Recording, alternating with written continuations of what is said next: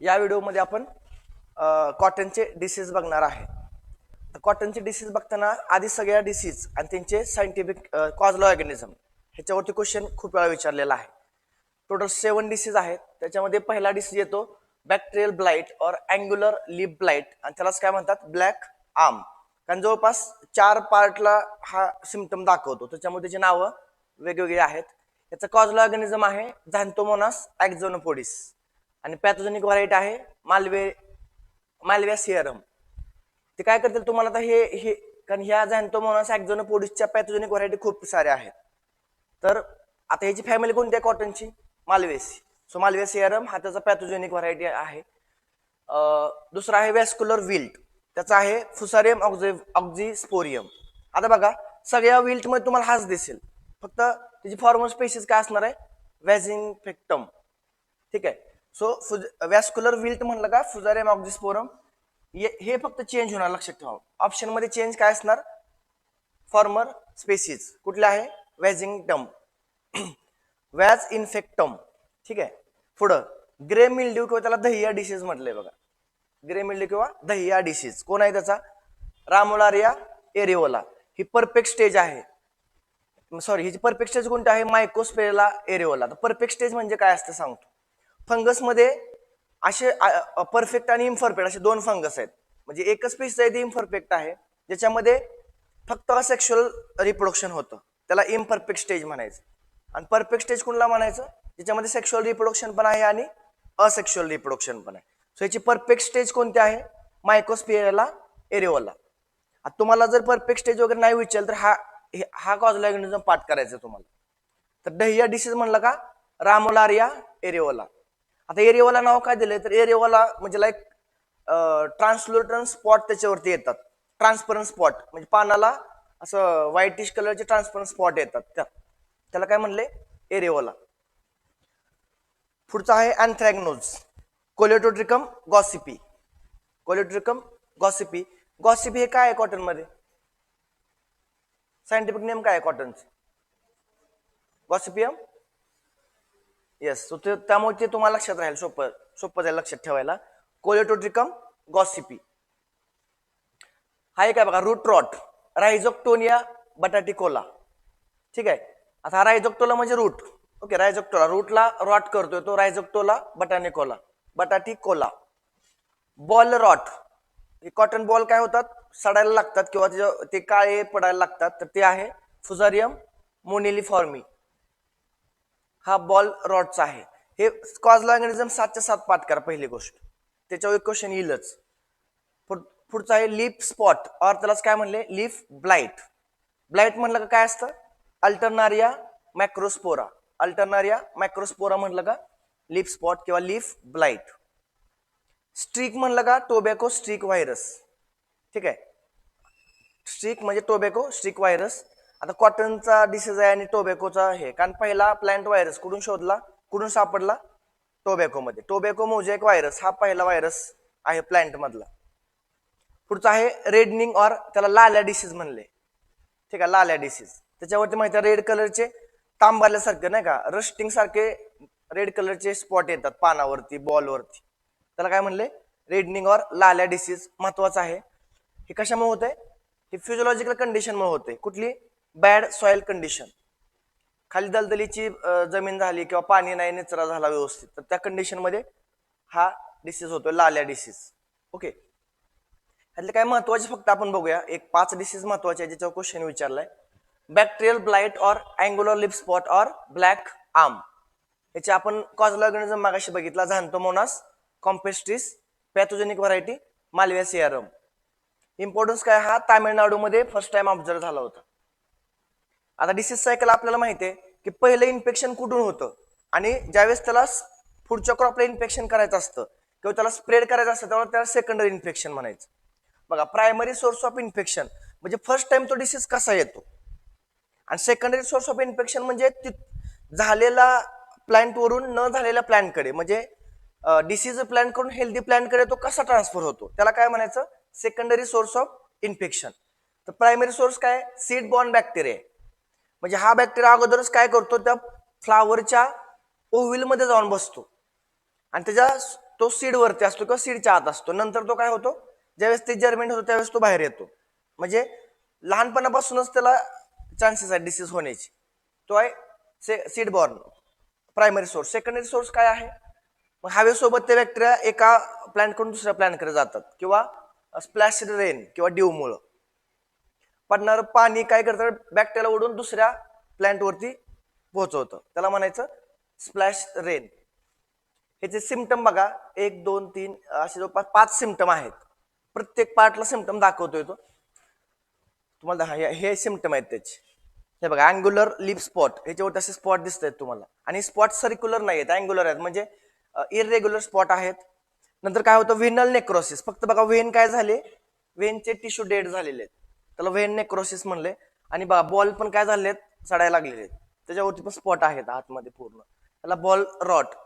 हा त्याचे सिम्पटम आहेत. बघा सीडलिंग ब्लाइट. आता हा काय सीड बॉर्न आहे, सो सीडलिंगलाच इन्फेक्शन होणार आहे. सीडलिंग वरती काय होतं बघा, स्मॉल वॉटर स्ट्रोक circular or irregular lesion develop on the cotyledon. Seed म्हणजे ज्या सीड पासून प्लांट येणार आहे त्या ऍक्च्युअली त्या सीड वरती कॉटिलिडॉन वरतीच इन्फेक्शन झालेलं असतं, ते सीडलिंग ब्लाइट म्हणायचं त्याला. तिथं काय होतं, कॉटिलिडॉन वरती काय येतात, स्पॉट येतात. पुढे आहे angular lip spot. Small dark green and water soaked areas develop on the lower surface of leaf. आपण आताच बघितलं ते. हे बघा पानाच्या खालच्या सरफेसला येते, ही पानाची खालची बाजू आहे, त्या खालच्या सरफेसला काय येतात, स्पॉट येतात, त्याला अँग्युलर लिप स्पॉट म्हटलेलं आहे. वेन ब्लाइट और वेन नेक्रोसिस किंवा त्याला काय म्हणले, black Wien. Which of the following disease shows Wien necrosis. Which of the following disease shows symptom like vein necrosis or angular lip spot and seedling blight? इथे कुठला येणार, bacterial blight. Okay, तर इथं काय होते बघा, the infection of vein causes blackening of the vein and veinlets. Vein म्हणजे main vein आणि त्याच्या ब्रँचेसला काय म्हणायचं, वेनलेट्स. त्या पण काय होतात, ब्लॅक होतात. Typical blightening appearance on the lower surface of leaf. हे बघा, हे पानाच्या सरफेसला आहे, हे वेन जाते. अजून पुढचं आहे ब्लॅक आर्म. इथं काय होते, आता आर्म म्हणजे स्टेम वरती इन्फेक्शन होते. On the stem and fruiting branches dark brown to black lesion are form. पुढचं आहे स्क्वेअर रॉट किंवा बॉल रॉट. त्याच्यावरती काय होतं, on the boll water soaked lesion appear and turn in to dark black and sunken irregular spot. हे बघा, हे spot बॉलवरती पण येतात. म्हणजे हा एकमेव असा डिसीज आहे ज्याच्यामध्ये प्लॅन्टचा कुठलाच पार्ट राहत नाही इन्फेक्शन व्हायचं. सगळ्याच प्लांटवरती काय होतंय, होल प्लांटवरती इन्फेक्शन होतं. पुढचं आहे रूट रॉट ऑफ कॉटन. ह्याच्यामध्ये काय इन्फेक्ट होणार आहे, त्याचं रूट. हे बघा तुम्ही बघू शकता, इथून सुरुवात होते खाली, म्हणजे रूटला इन्फेक्शन होते आतून आणि नंतर मग ते वर जायला लागते. हा आहे रूट रॉट. कॉजल ऑर्गॅनिझम आहे Rhizoctonia bataticola. Okay, very important. Root rot of cotton is caused by dash dash dash Rhizoctonia bataticola. Importance काय बघा, हा इंडियाच्या खूप साऱ्या पार्ट मध्ये डिसीज आहे. स्पेशली कुठे आहे तो, पंजाब आणि गुजरातमध्ये. ह्याचे डिसीज सायकल काय आहे, primary source of infection crop residue. म्हणजे आता आपण जरी कॉटनचे सगळे प्लांट्स काढले तरी रूट राहतात जमिनीमध्ये किंवा पानं राहतात. त्या पानांवरती ह्याचं काय राहतो, याचा मायसिलियम राहिलेला असतो आणि तो मायसिलियम परत ग्रो होतो. आपण पॅचच्या वेळेस ते बघणारच आहे सगळं. आणि सेकंडरी सोर्स काय आहे, wind and irrigation water. Symptom काय आहेत ह्याचे, सीडलिंग डिसीज आहे, स्टोर शीन आणि रूट रॉट. काय सगळं सांगतो तुम्हाला. हे बघा, आता हे तुम्ही सीडलिंग पासून जाऊ शकता. इथं सोअर शीन मध्ये तुम्ही बघा रेड कलरचा स्पॉट येतो इथं रूटच्या, म्हणजे रूटच्या जवळ स्टेमच्या बेसला. बघा, the fungus at the hypocotyl and causes black lesion girdling of stem and death of the seedling. Girdling of stem म्हणजे इथं बघा, आहे का, इथं गर्डलिंग झालं, हेला इथं खाऊन टाकलं, वर काय जाणार नाही, फ्लोच होणार नाही वॉटरचा आणि प्लांट काय होणार, तिथं मरणार, वरचा भाग आपोआप डेड होणार. तुम्हाला हायपोकोटाइल तर माहितच असेल, कारण प्लांटचा जो शूट बाहेर येतो ते ऍक्च्युली इपिकोटल आणि हायपोकोटलच्या ग्रोथमुळे होत असतं. तुम्हाला ते सीड मध्ये माझा एक व्हिडिओ आहे पाठीमागे, त्याच्यामध्ये मी सगळे कन्सेप्ट सांगितलेत. हायपोकोटल काय आणि इपिकोटल काय आहे तिथं बघू शकता तुम्ही. सोरशीन म्हणजे काय आहे बघा, dark reddish brown canker are formed on the stem near the soil surface. हे बघा इथं, हा इथं बघू शकता तुम्ही. Soreshin, soreshin is one of the important symptoms seen by which of the following disease. Root rot, बरोबर. पुढचं आहे रूट रॉट. मग फायनल काय होतं, खालचे रूट सडायला लागतात. मग root rot symptom appears normally at the time of maturity of the plants. ठीक आहे, सो उत्पादन तर येणारच नाही ह्याच्यामुळं. तिसरा आहे फुझारियम विल्ट और vascular wilt of cotton. Vascular म्हणजे काय नाही इथं, झायलम आणि फ्लोएम स्टेमलाच इन्फेक्शन होणार आहे इथं. दाखवतो कसं होतं हे बघा. बरोबर बरोबर, ही जी आतमधली ट्यूब आहे, ट्रॅकियाट्स अँड व्हेसल असतात झायलम मध्ये, त्याला इन्फेक्शन झालेलं असतं आणि पाणी वर नाही जात. मग कॉजल ऑर्गॅनिझम आहे फुझारियम ऑक्झिस्पोरम. पॅथोजेनिक स्पेसिस कोणते आहे त्याची, व्हॅज इन्फेक्टम. लक्षात ठेवा, हे महत्वाचं. Wilt is restricted to black cotton soil, म्हणजे महाराष्ट्रामध्ये आहे का ब्लॅक कॉटन, आहे, with pH 7.6 to 8, but severe diseases in acidic also. Disease cycle काय आहे, primary source mainly dormant hypha and chlamydospore in the soil. Hypha म्हणजे काय असतं, फंगसची जी बॉडी असते थ्रेड लाईक बॉडी, त्याला काय म्हणायचं, हायपा म्हणायचं. ठीक आहे, एक मिनिट सांगतो तुम्हाला.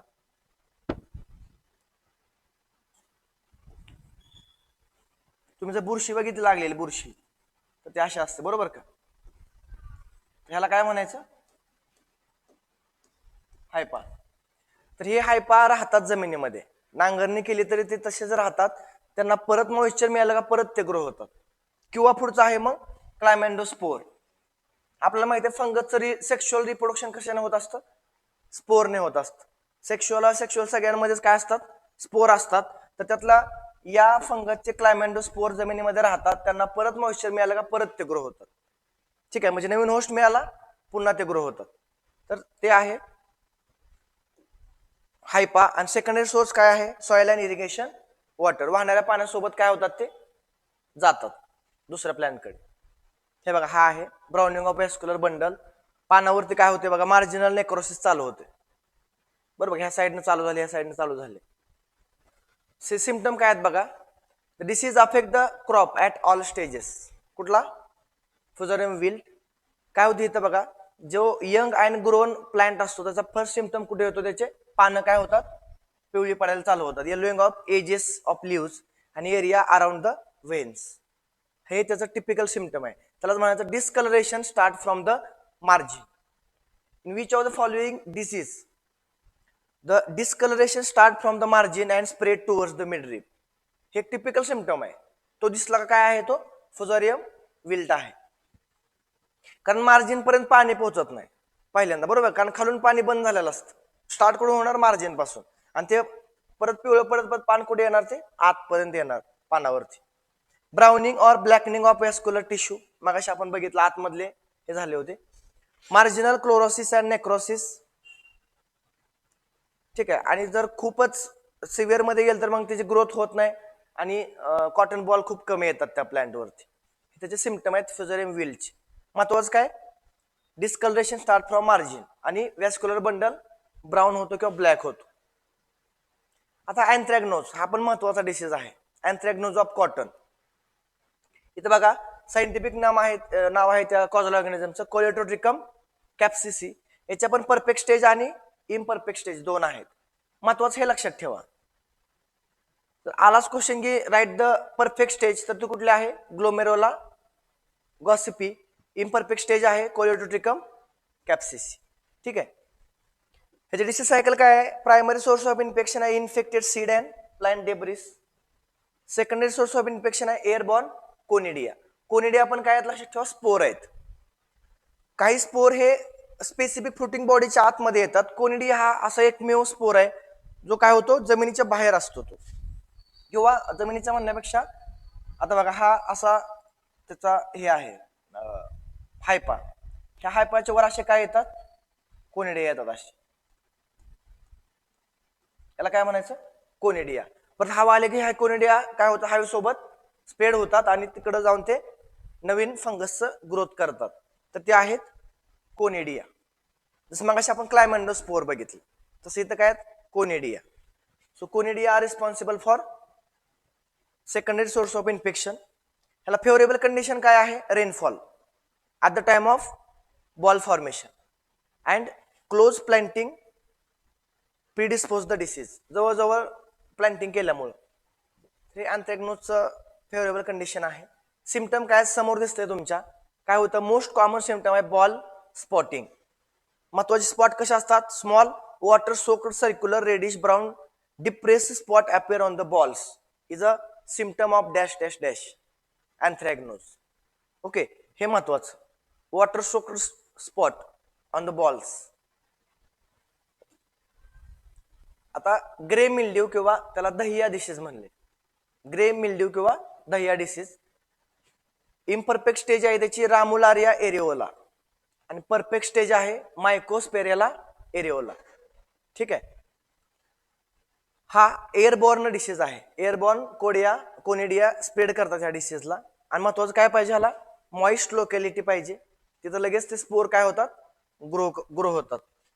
टेम्परेचर किती पाहिजे, 25 to 30 डिग्री सेल्सिअस. तुम्ही ह्याचं सिम्पटम बघू शकता. हा आता इथं बघा, इथं एक स्पेसिफिक सिम्पटम आहे, इथं lower side of older leaves, ह्याच्यावरती काय होते, लेसन येतात. सो दह्य म्हणलं का काय लक्षात ठेवायचं, लोअर लिव्ज, खालची पानं, पानाचा म्हणजे ओल्डर लिव्ज आणि त्याचा खालचा सरफेस, ह्याच्यावरती हे स्पॉट दिसायला चालू होतात. So the disease first appear on the lower canopy of older leaves when ball set. The fungus usually attack the older leaves, causing irregular to angular pale translucent spot on the lower surface of leaves. आणि त्याला स्पॉटला काय म्हणायचं, एरेओला म्हणायचं. मग त्याला काय नाव दिले त्यांनी, ग्रे मोल्ड आणि मला वाटते हा हे तर त्याच्या कॉजल ऑर्गॅनिझमला म्हणले ना, एरेओला म्हटले. Okay, Cercospora leaf spot. Leaf spot आहेत सर्कोस्पोरा गॉसिपियाना, हा त्याचा सायंटिफिक नाव आहे. सिम्पटम काय आहेत, round or irregular greyish spot on the leaves, dark brown or blackish border appear on the older leaves. ठीक आहे, मॅनेजमेंट काय करायचं, डिस्ट्रॉय करायचे इन्फेक्टेड प्लांट. म्हणजे कॉटन मध्ये महत्वाचं असं असतं बघा, कॉटनच्या हे जे मोस्टली डिसीज सगळे फंगल आहेत पहिला सोडला तर, त्यामुळे काय होतं की त्या इन्फेक्टेड पार्ट वरती जास्त मायसेलियम सोडतात. मग ते जाळून टाकणं हाच एकमेव ऑप्शन असतो. तुम्ही ते आजूबाजूला जरी ठेवलं तर ते काय होतं, हवेसोबत इन्फेक्शन करू शकतात. ठीक आहे, तर हे काय महत्वाचे डिसीज होते कॉटनचे, जे तुम्हाला कॉटन कॉर्पोरेशन ऑफ इंडिया हे एक्झामसाठी खूप महत्वाचे होते. ठीक आहे, थँक्यू सो मच.